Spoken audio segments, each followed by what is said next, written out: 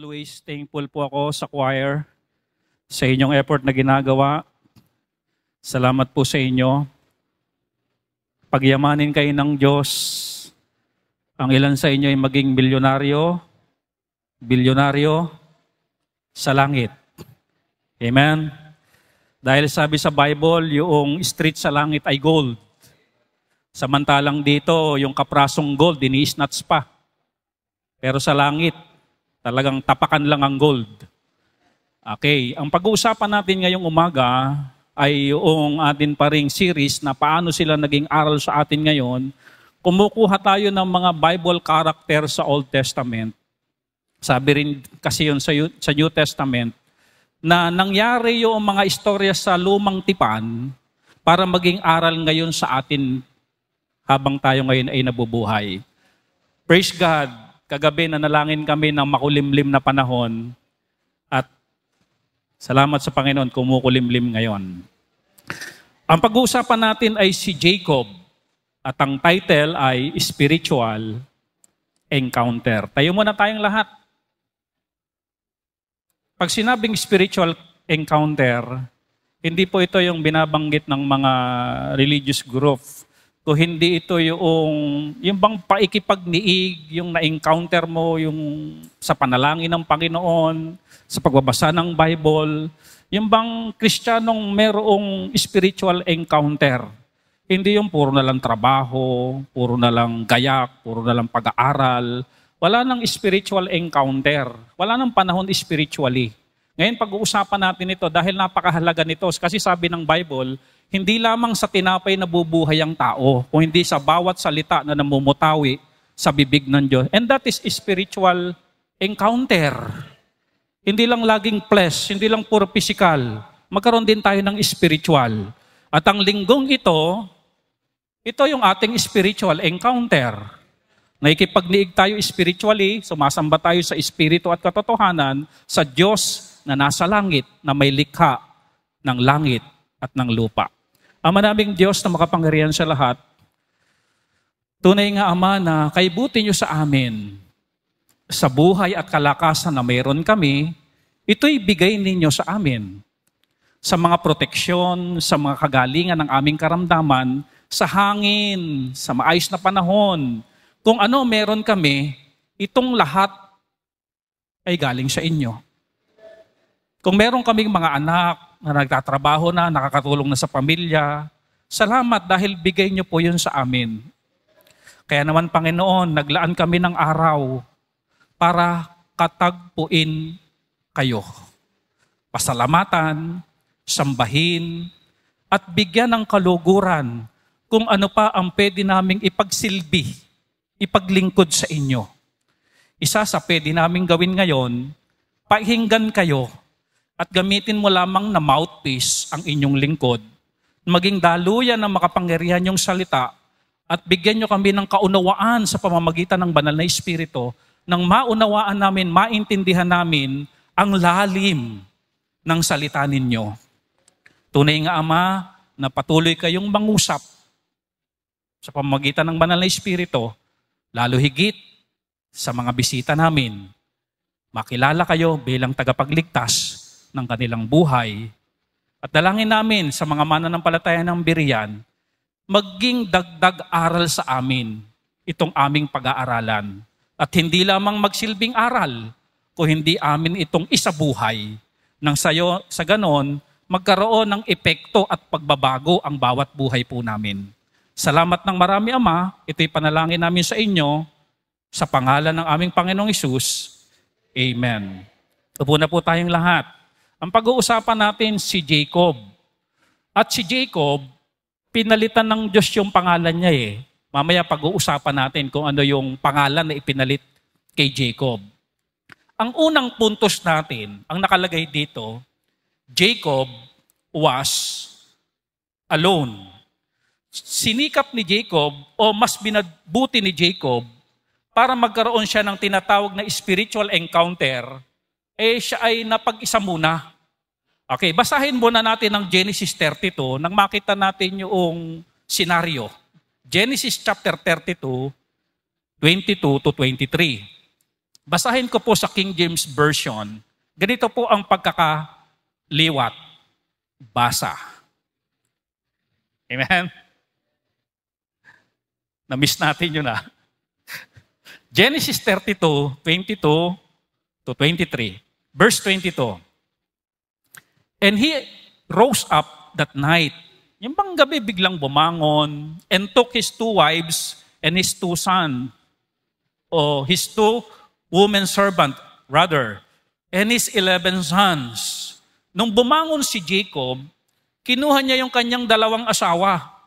Sabi nung iba, sana all. Nung Old Testament po ito, pero sa atin, bawal po ang 2 asawa. Amen? And his 2 women servants. And his 11 sons. Nakikita niyo yung senaryo? May mga asawa si Jacob. Actually, 4 nga ito O baka lalong sinabi niyo, sana all. Hindi po, sa atin po, dapat 1 lang. And then, yung kanyang 11 na anak, na lalaki. May anak, 11. And pass over the ford. Noong araw may ford na, Hindi ko alam kung raptor to. Ford Jabok. Hindi po sasakyan to, lugar po ito. And he took them and sent them over the brook and sent over that he had. Nakita niyo yung senaryo? Gumising ng gabi, kinuha yung 2 asawa at saka yung maid servant niya, at saka 11 anak, and then pinauna niya, di ba? At ang nakalagay sa Biblia, and sent over that he had. The word he had, yung meron siya, ibig sabihin nito, lahat ng mayroon siyang kayamanan. Itong si Jacob, mayaman. At lahat ng mayroon siya, pinaghirapan niya.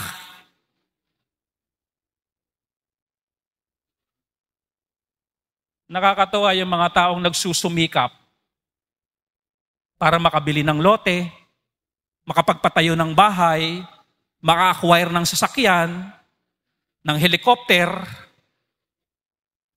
Alam niyo po ba na lahat ng yan, pag meron tayong pangarap na ganyan, hindi pwedeng hindi paghirapan yan If you remember, dito muna tayo. Itong si Jacob, na-inlove siya kay Rachel. Naalala niyo yung istorya? Na-inlove siya kay Rachel. Love at first sight. May mga ganyan ba kayo? Yung unang tingin nyo palang na ganun, iba na tibok ng puso nyo? Sa dinami-dami ng nakita niyong babae sa mundong ibabaw, pero iba dating ng babaeng ito. Di ba, Aisel? Hindi. Yung bang love at first sight? Brother Jaime, ganun ang nangyari. Hindi ko natatanungin si Jaime kung anong love story nito. Hindi ko natatanungin. At wag nyo na rin tanungin love story ko.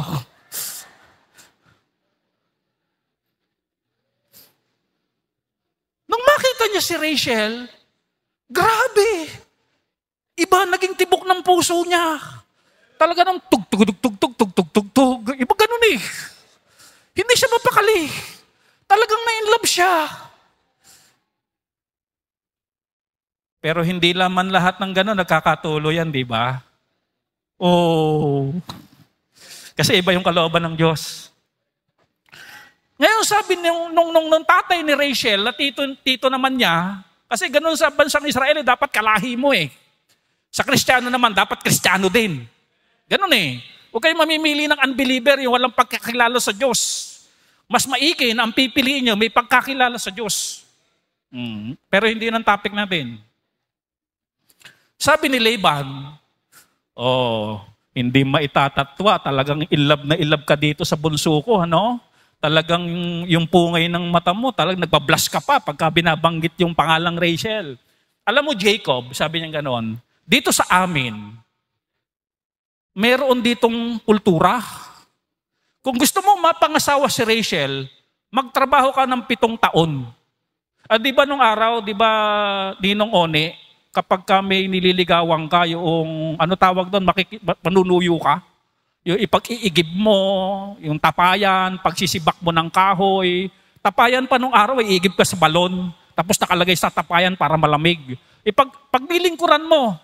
Kaya lang, yung paglilingkod natin nung araw, saglit lang yun eh. Pero alam nyo, sa kultura nila Jacob, ni Laban, kailangan niyang maglingkod ng 7 taon. Ibig sabihin, aalipinin siya ni Laban o magiging servant siya for 7 years. Pero alam niyo ang sabi ng Bible? Parang ang dali-dali lang ginawa ni Jacob. Bakit po? Ikaw ba naman yung in love eh? Di ba yung in love sabing ganun eh, kahit ilang bundok ay kaya, kahit ilang dagat ay kaya niyang tawirin. Kahit ilang bundok kaya niyang, di ba? Akyatin. Ano susunod doon? Makamtan ka lang. Di ba? Ganun ang taong in love. Amen? 7 years. Pinagtrabahuhan niya. Hindi naging madali para makuha niya yung matamis na oo ni Rachel. 7 long years. And finally, after the 7 years na pagiging servant at alipin niya, ibinigay ni Jacob si Leah, yung panganay. Gulat siya pag-isip niya, ha? Si Leah, yung panganay. Ang pinagtrabahoan ko, yung bunso si Rachel, bakit si Leah? Alam nyo, hindi ka talaga makakatakas. Kapag nanloko ka, lolokohin ka rin. Are you with me? You will reap what you sow. If you remember, dinuga niya yung kapatid niyang panganay, di ba, si Esau? Di ba? Dinaya niya. Niloko niya para makuha niya yung birthright. Akala ni Jacob, lusot siya sa ginawa niya. Natikman ni Jacob yung pakiramdam ng naloko. Are you with me? Kaya kung ayaw mong maloko, huwag kang maging loko-loko. Huwag kang manloko. Amen? Hindi siya nakatakas. After 7 years, pagkano niya nung pagbuklat niya ng kumot, si Leah. Ito katwiran ni Laban. Hindi ko pala nasabi sa'yo. Ang dapat palang dito sa amin, kultura, ang dapat unang nag-aasawa, panganay. Ngayon, kung talagang mahal mo si Rachel, another 7 years. Bago niya makamit yung kanyang irog, 14 years. Pinaghirapan niya? Okay, ladies, mga magulang, ang inyong mga anak na babae, huwag niyong basta-bastang ipinamimigay. Amen? Amen?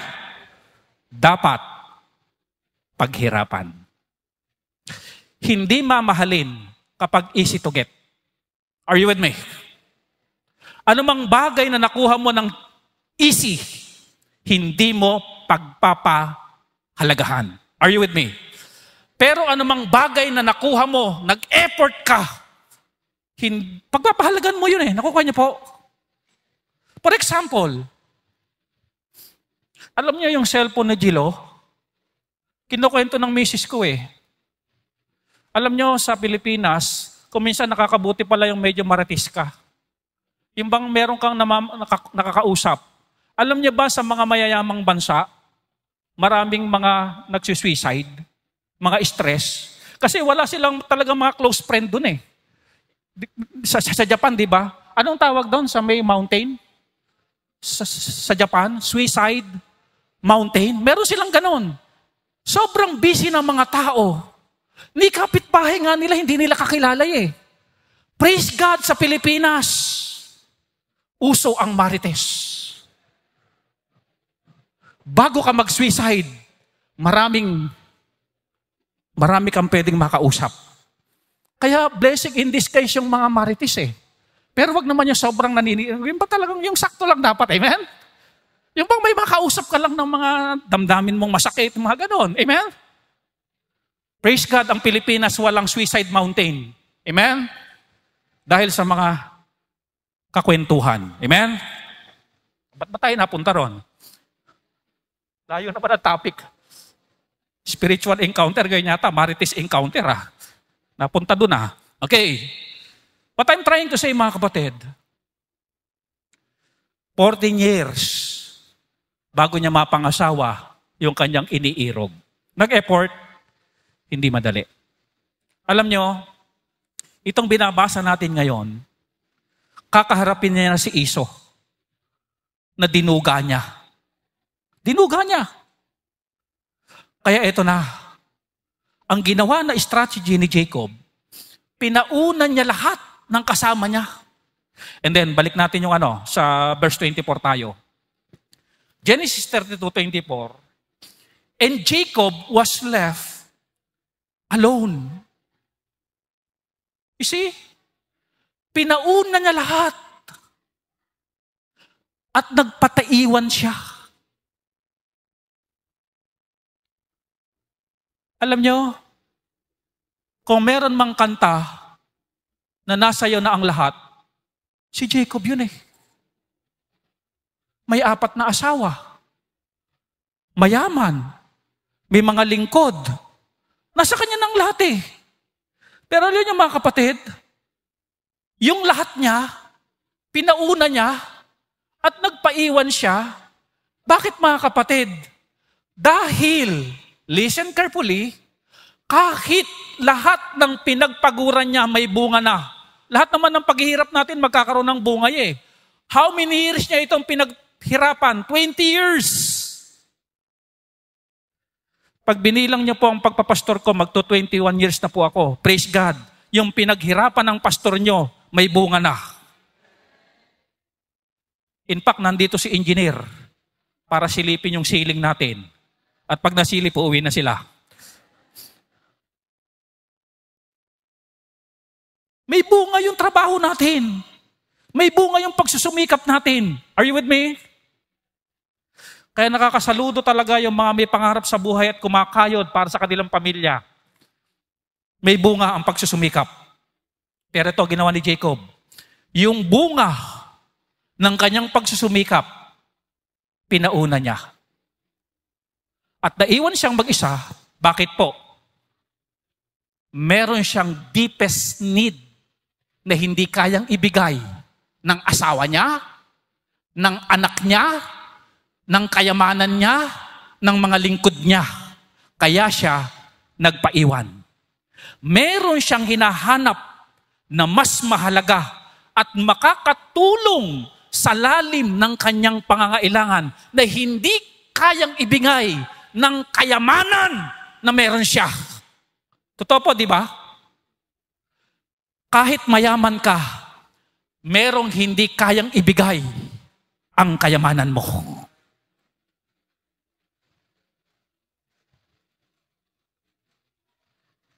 Tama po ba?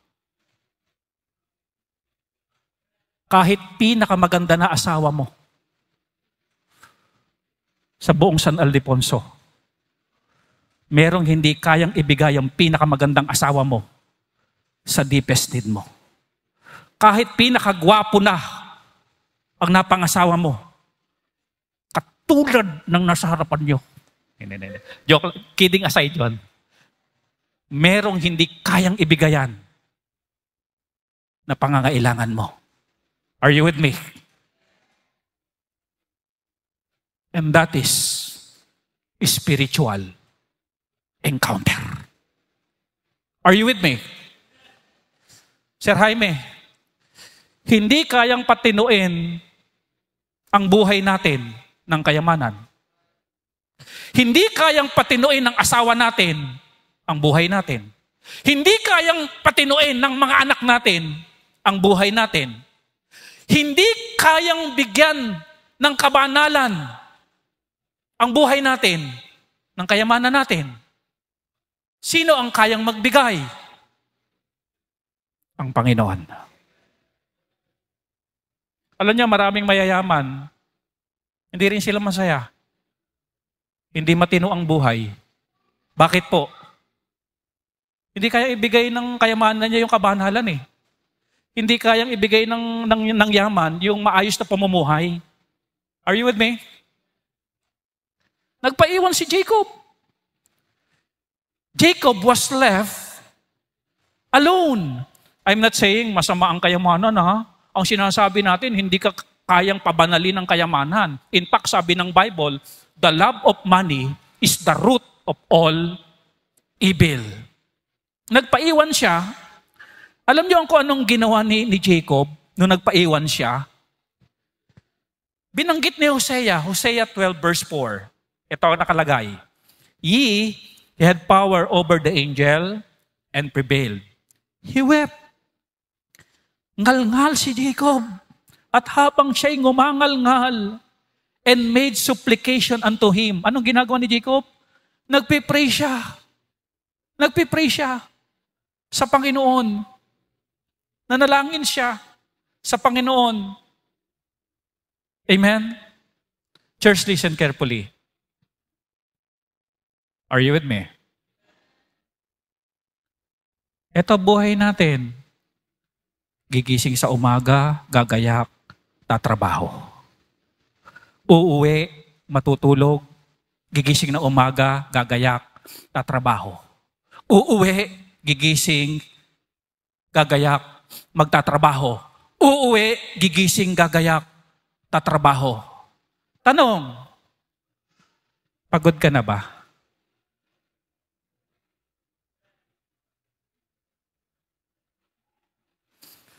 Pag ganyan lagi ang buhay mo, nakakapagod.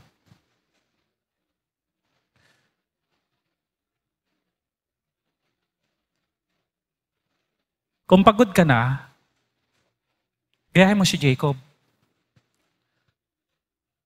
Pumunta ka sa isang lugar. Estudyante, ganun din, di ba? Gigising, gagayak, aaral. Gigising, gagayak, aaral, uuwi. Stress ka na ba?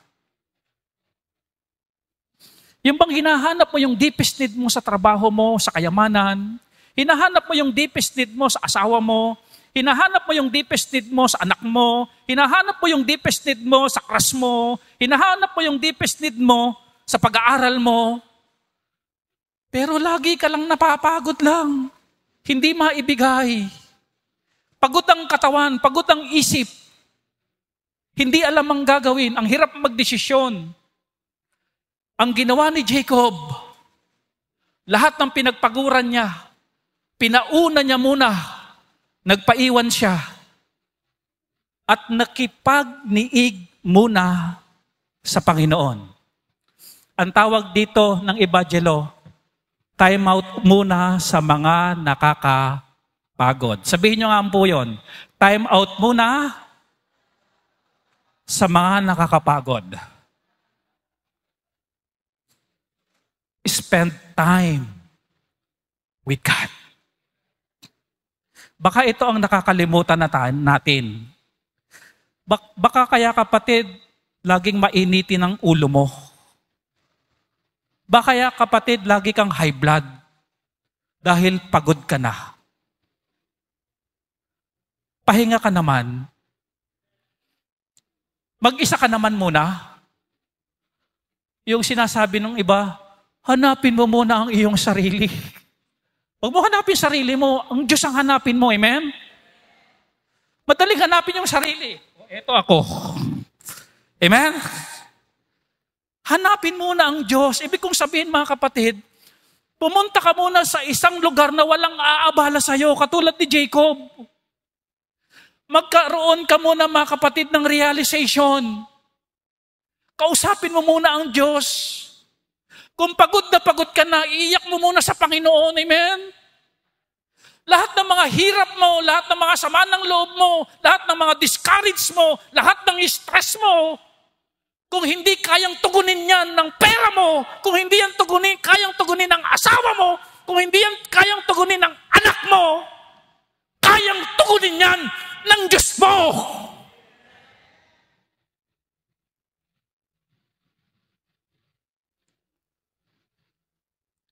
Kaya walang revival sa buhay mo. Yung sigla mo, unti-unting nawawala. Kasi ang problema mo, wala kang oras at walang spiritual encounter na nangyayari sa buhay mo. Are you with me?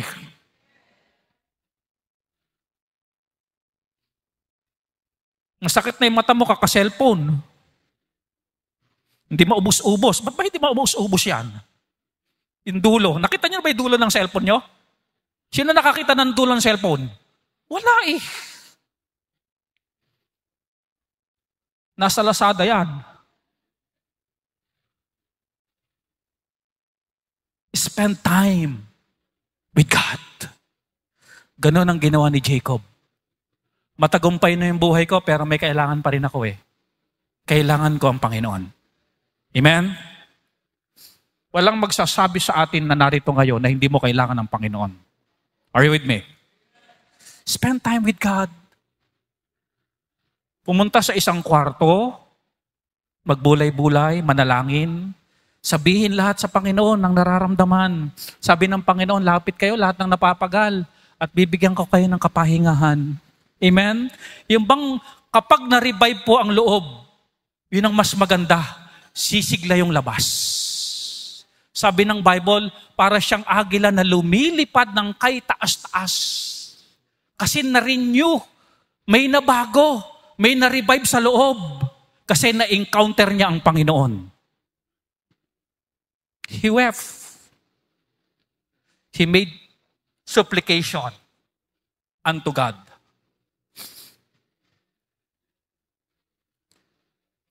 When we are busy, punong-puno ang puso at isipan natin ng mga bagay sa mundong ito. Walang lugar ang spiritual encounter. Yung bang gayak, sabi ng Panginoon, anak, pansinin mo naman ako. Gayak, trabaho. Anak, pansinin mo naman ako.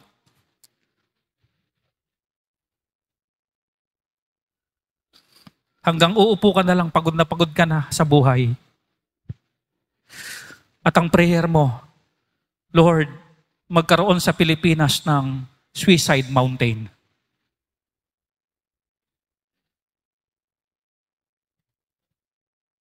Maraming nagsuicide dahil walang spiritual encounter. Are you with me?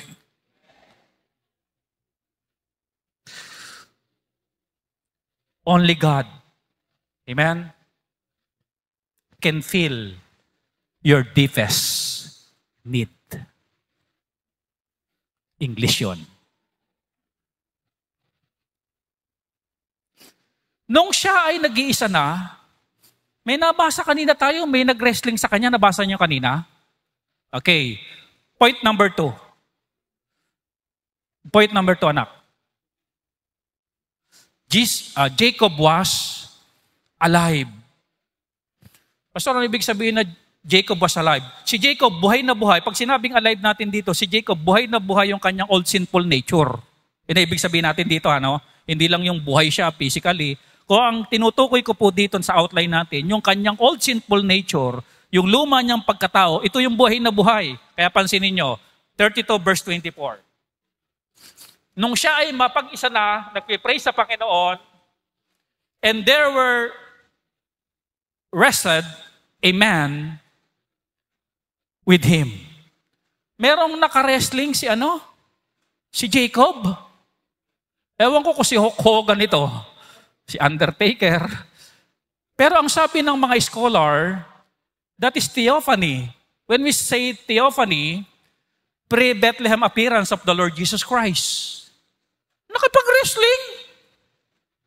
Si Jacob, nakipag-wrestling. And then, verse 25, and when he saw that he prevailed not against him, yung nakikipag-wrestling kay Jacob, hindi manalo-nalo. Ano ibig sabihin natin dito, mga kapatid? Ito yung realization. Itong si Jacob, hindi manalo-nalo ang Panginoon sa kanyang old sinful nature.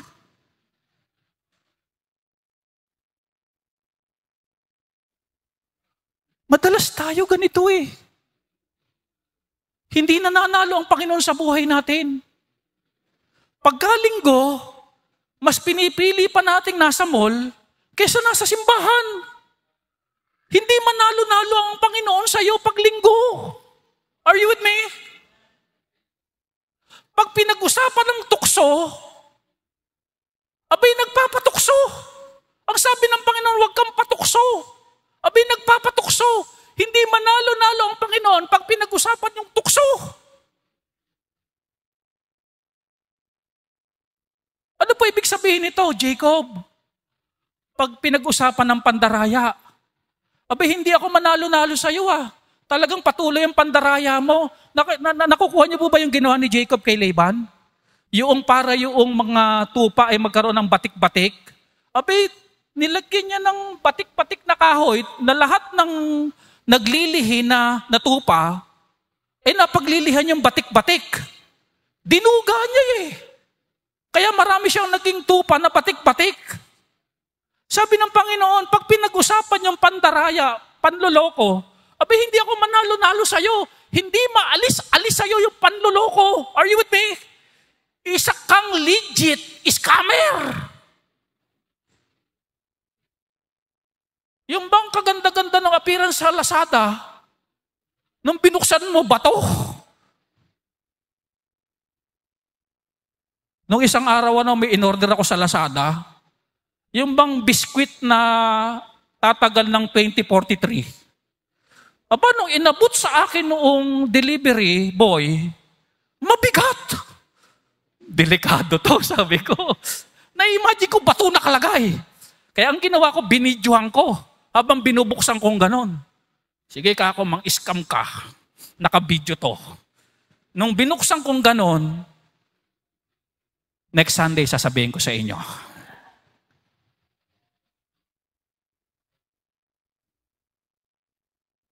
Praise God. Hindi po ako na-scam.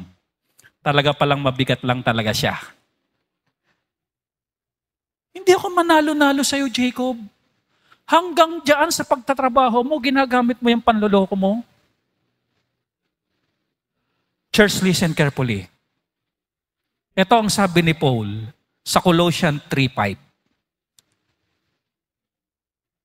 Ganon din tayo eh. Alam niyo ba pag Sunday, listen carefully, nakikipag-wrestling tayo sa Diyos. Sabi natin, mga kapatid, magta-tithes and offering na tayo. Naku, ganyan tayo, wrestling. Akin to, Lord. Hindi sa'yo to, Lord. Akin to. O, tignan nyo katabi nyo. Nakikipag-wrestling ba yan pag tithes and offering na?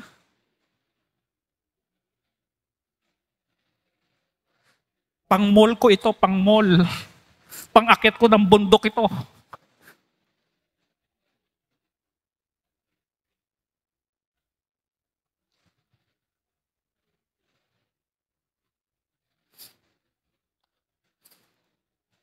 Hindi tayo magkakasiling. Colossians 3:5. Mortify therefore your members which are upon the earth. Fornication. Bunga ito ng old sinful nature eh. Tatagalogin natin. When we say fornication, yun munang mortify tayo. Mortify. The word mortify means to put to death. Patayin nyo yung ganitong mga pagnanasa. At pagpatay na yan, hindi na yan lalaban. Nakakita ba kayong patay, lumalaban pa? Wala na, hindi na yan lalaban. Sabi ni Paul, patayin nyo yan. Alin ang mga papatayin natin para hindi na lumalaban sa Panginoon? Are you with me? Kasi kapag buhay na buhay yan, lalaban yan. Alin ang papatayin? Una, fornication, pagkikiapid. Alam niyo ba sabi ng Bible, tumingin ka lang sa mga babae na may pagnanasa, nagkakasakala ka na ng pangangalunya. Kaya mga ladies, are you with me? Magsuot kayo na hindi kayo pagnanasaan. Amen? Magsuot kayo ng mahinhin na damit. Mag-long sleeve sa loob. Tapos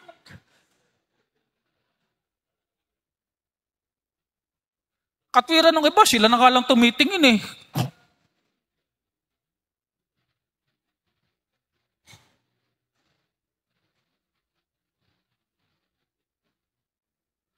Mag-short ng hanggang sakong. Amen? O mga mister, meron kayong mission mamaya. Lahat ng short na maigse ng asawa nyo, kunin nyo na. Sige, mission nyo yan. Kasi kayo leader eh. And then, lagay nyo sa sako. Papakilo natin. Paramihan. Kung sino maraming nakuha, bibigyan ko reward.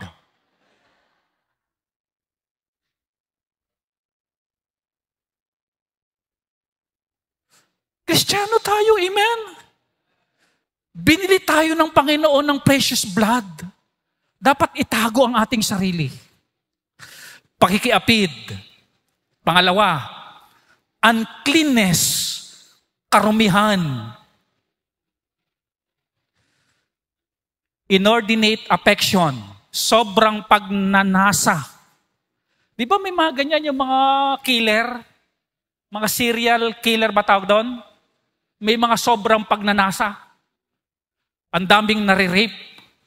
Even evil concupiscence. Tama ba? Concupiscence. Sa Tagalog, masamang kahalayan. Covetousness. When we say covetousness, kasakiman. Ito yung binabanggit natin na yung bunso ninyo, ang minananangalang, yung pagod na kalabaw, tapos ikaw mayaman na, abay kukunin mo pa yung pagod na kalabaw? Yung bang sakim? Meron ka na kukunin mo pa yung sa kapatid mong, yun na nga lang ang kanyang pag-aari, yun na nga lang ang kayamanan, kukunin mo pa? If you remember yung kwento ni David, si Bathsheba, yun na nga lang yung kayamanan ni Uriah, abay kinuha pa ni David. Nung ikinuwento ni Prophet Nathan na merong isang mayaman at merong isang mahirap, iisa na lang yung tupa. Ang ginawa pa ng mayaman, kinuha pa yung nag-iisang tupa nung mahirap. Ano sabi ni David? Dapat sa taong yan mamatay. Kasi alam ni David na pangit yung sakim. Sabihin nyo nga po, pangit. Pangit po yung sakim. Huwag masyado sakim, amen? Dapat pinapatayan, amen?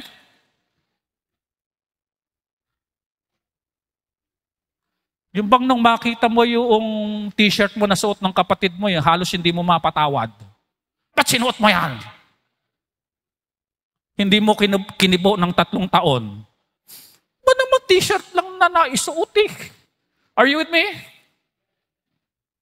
Covetousness, patayin. Alam nyo ang equivalent nitong mga ipinapapatay sa atin ng Bible? Ito ay pagsamba sa Diyos-Diyosan. Alam nyo, ang unang crime na ayaw ng Diyos na i-commit ng tao, sumamba sa Diyos-Diyosan. In fact, ito yung first commandment sa 10 commandment. Huwag kang gagawa ng ibang Diyos liban sa akin. Ayaw ng Diyos ito. Ang equivalent pala nitong mga ito is pagsamba sa Diyos-Diyosan. Kaya church, the Bible tells us, patayin. Pagpatay na, hindi na yan lalaban. Ito ang nangyari.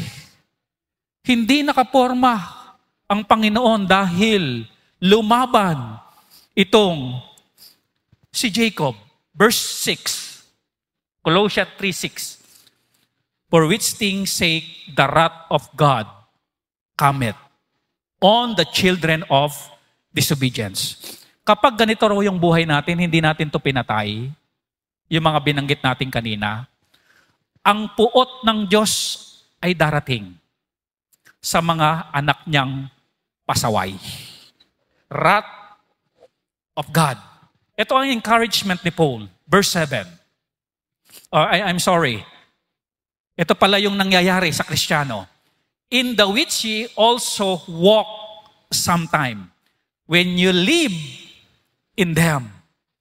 Sabi ni Paul, alam niyo ba, kuminsan ito yung buhay niyo eh.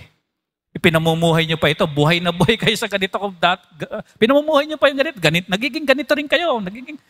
Buhay pa sa inyo ito. Kaya sabi ni Paul, patay na. Patay.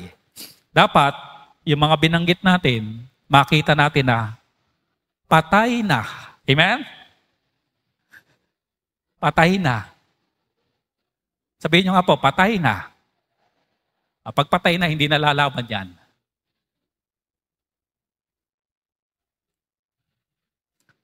Number 3. Panghuli. Amen? Sabi sa inyo, mabilis lang tayo eh. Jacob was altered. When we say altered, binago. Papaanong paraan binago ng Diyos yung pakikipaglaban ni Jacob na lumalaban ng kanyang sinful nature na hindi manalo-nalo ang Diyos sa kanya. Hindi manalo-nalo ang Diyos sa kabanalan. Hindi manalo-nalo ang Diyos na mabago yung buhay niya. Papaano ngayon binago ng Panginoon si Jacob? Ganito po ang ginawa ng Diyos. Pag ayaw mong mabago, paglaban ka ng laban sa kalooban ng Diyos, pagpatuloy mong ini-insist yung mali mong gagawin o ginagawa, ayaw mo talagang magbago. Paulit-ulit lang. Parang sinasabing history repeat itself. Paulit-ulit lang, walang nagbabago sa'yo. Alam mo kung anong gagawin ng Diyos sa'yo? Katulad ng ginawa ng Diyos kay Jacob.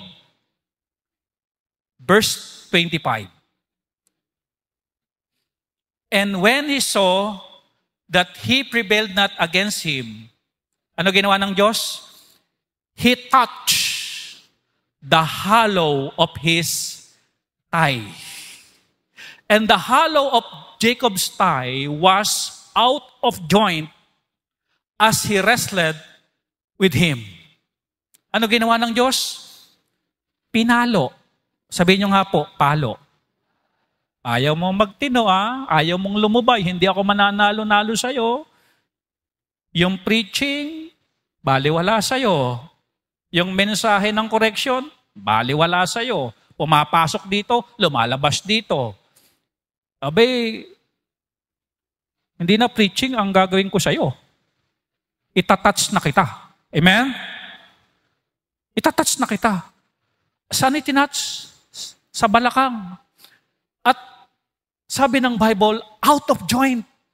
Na-dislocate. Dinislocate ng Diyos. Pinalo ng Diyos. O, ganon. Ang Kristiyanong ayaw magtino, humanda ka sa palo. Kaya kapatid, madaan ka sa preaching. Amen? Madaan ka sa rebuke. Madaan ka sa correction. Huwag nang mangyari sa'yo na mapalo ka pa ng Diyos. Kung hindi nananalo ang Diyos sa'yo, gagawa ang Diyos ng paraan para tayo magising. Altered. Nung mapalo itong si Jacob, ano ginawa niya? Verse 26. Hindi na lumaban, Brother Jaime Eto, babasahin natin. Noong nakikipag-wrestling siya, hindi na siya lumaban. Nung pinalo na And he said, let me go, for the day breaketh. And he said, I will not let thee go, except thou bless me. Ano ginawa na lang ni Jacob? Kumapit na lang. Kumapit na lang. Hindi niya na kaya makipag-wrestling May tama na yung balakang niya Kumapit na lang siya. At ang sabi niya, hindi kita bibitawan hanggang hindi mo ako bine-bless.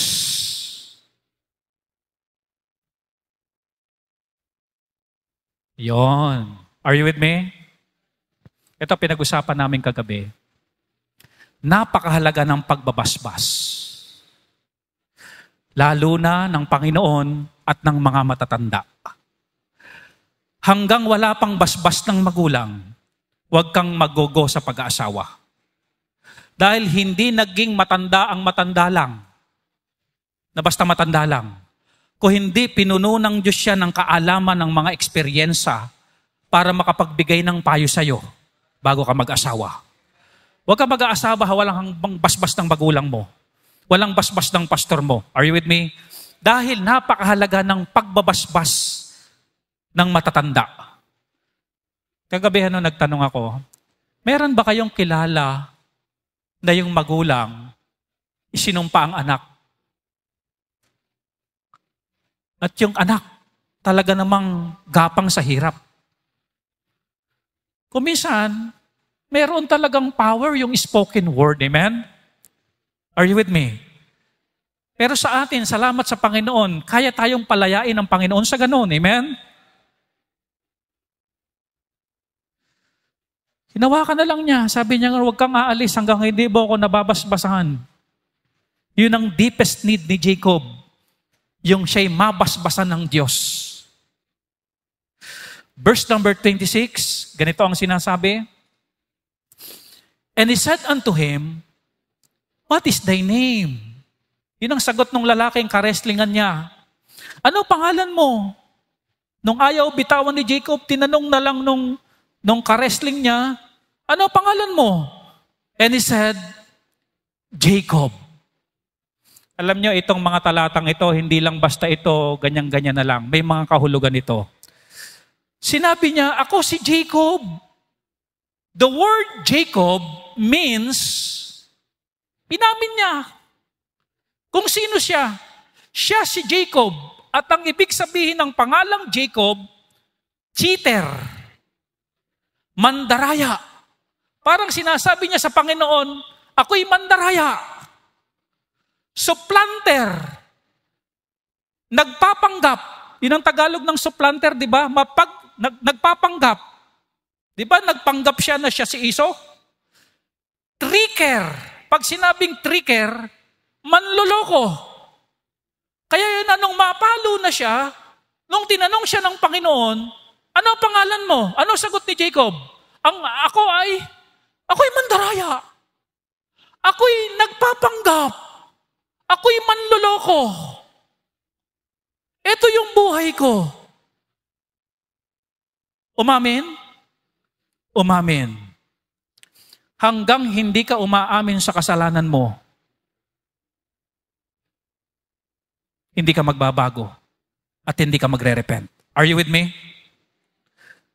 May mga kasalanan kasi na sa halip na aminin, ihingi ng tawad, ikinukubli pa, pinapangatwiranan pa, idinidepensa pa, kaya yung kasalanan ay nananatiling kasalanan. Ang maganda kay Jacob, nung tinanong ka, sino ka? Panginoon, ako'y mandaraya, nagpapanggap, at ako'y isang dakilang manloloko. Verse 28, kaya maganda na i-encounter ang Panginoon.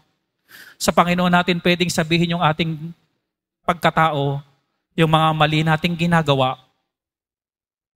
Verse 28, and he said, thy name shall be called no more Jacob. Hindi ka na mandadaya. Amen? Hindi ka na magpapanggap. At hindi ka na manloloko.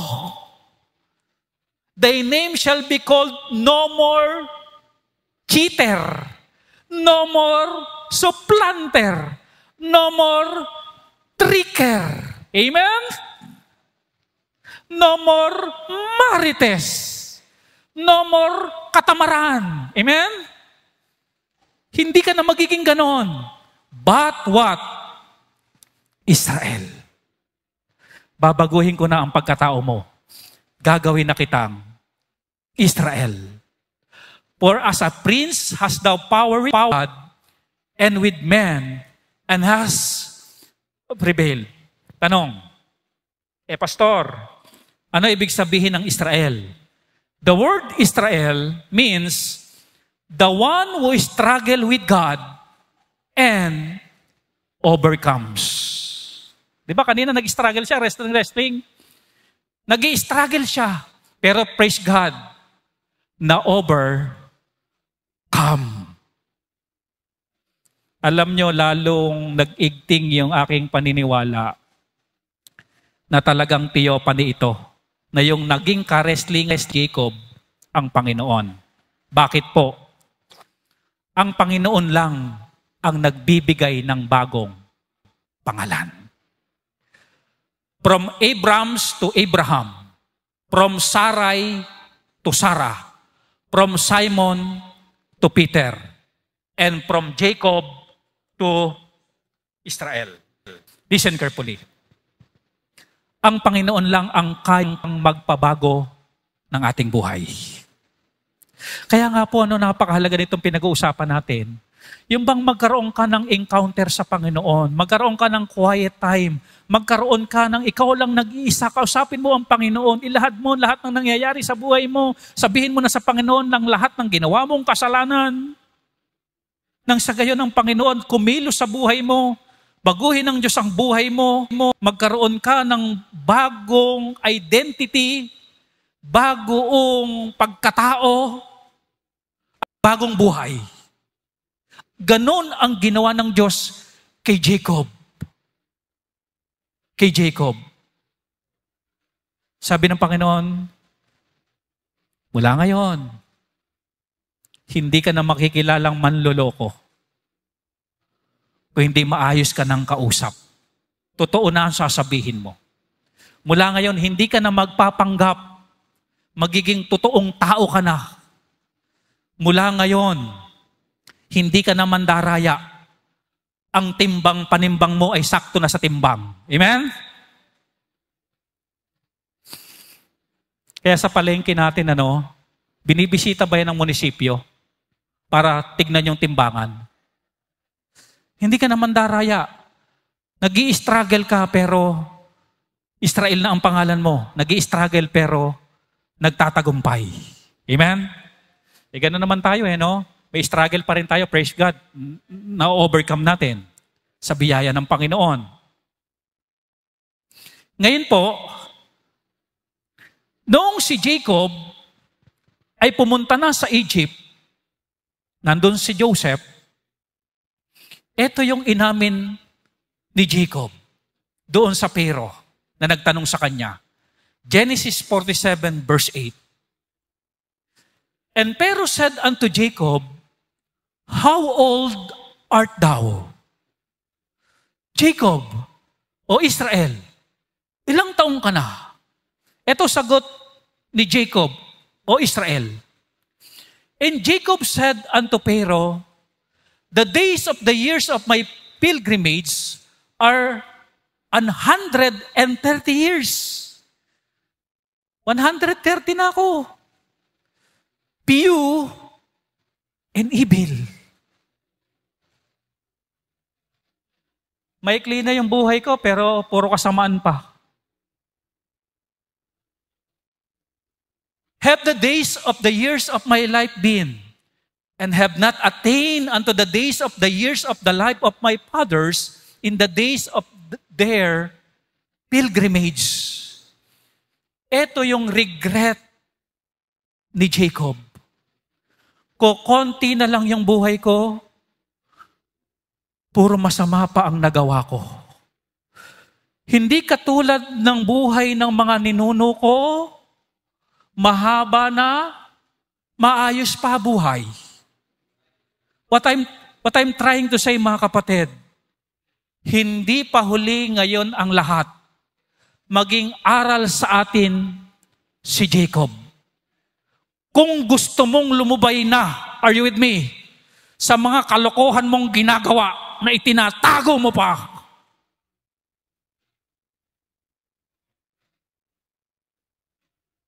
Spend time with God today. Amen? Nang maaga pa lang, ayusin na ng Diyos yung buhay mo. Huwag tayong gumaya dito kay Jacob. Few and evil. Gumaya tayo sa ninuno ni Jacob. Mahaba, matino. Are you with me? Sa mga bisita natin ngayon na narito, alam ng Diyos yung deepest need ng tao. Hindi talaga pera eh. Ang deepest need ng tao, ang tao ay makasalanan at pupunta ng impyerno. Yun ang matinding pangangailangan niya. Hindi yung kakainin mamayang tanghali. Hindi yung pambayad ang tuition ng kanyang anak. Hindi yun ang deepest need ng tao. Ang deepest need ng tao, ang tao ay makasalanan at pupunta ng impyerno. Nakita ng Diyos yun. At ipinrovide ng Diyos ang sagot sa deepest need ng tao. Ito'y walang iba kundi ang Panginoong Kristo. Inalay ng Panginoong Kristo ang kanyang buhay sa krus ng Kalbaryo para bayaran ni Kristo yung kasalanan na magdudulot sa kanya sa impyerno. At para itong taong papunta ng impyerno, magkaroon ng tagapagligtas. Therefore, ang kailangan ng tao, si Kristo. Ang deepest need ng tao, si Kristo. Tayo tayong lahat, tayo po'y mananalangin. Ama naming Diyos, maraming salamat po sa aming napainggan na mensahe. Hindi po ang buhay namin ay puro na lamang pagtatrabaho. Hindi ang buhay namin, Panginoon, ay hindi namin pwedeng alisin yung spiritual encounter. We need spiritual encounter para yung aming panglonging, yung malalim naming pangangailangan ay mapunuan. Katulad ni Jacob, na-encounter niya kayo at ibinigay ng Panginoon ang malalim niyang pangangailangan. As you pray to the Lord, kapatid, kaibigan, what is your deepest need? Your relationship? Saan ka nag-i-struggle? Saan ka nakikipag-away sa Diyos? Ano yung hindi mo kayang isurrender sa Diyos na kasalanan?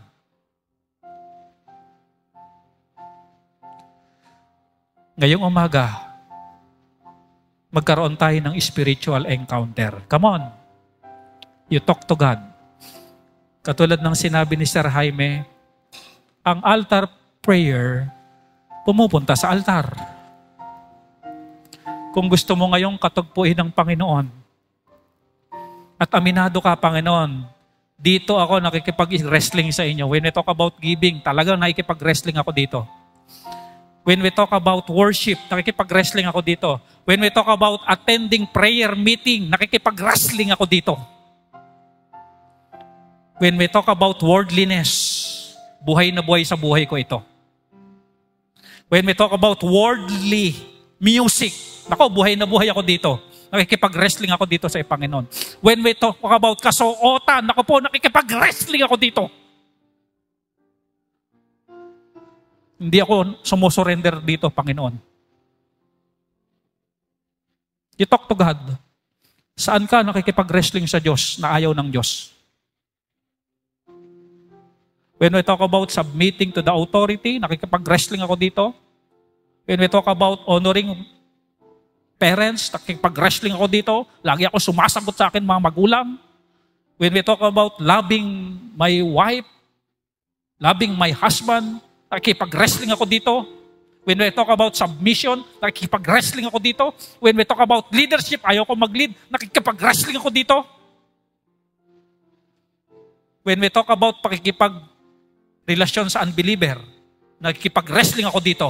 When we talk about tagong relationship, nakikipag-wrestling ako dito. When we talk about lihim na kasalanan, nakikipag-wrestling ako dito. You talk to God. Makipagniig sa Diyos.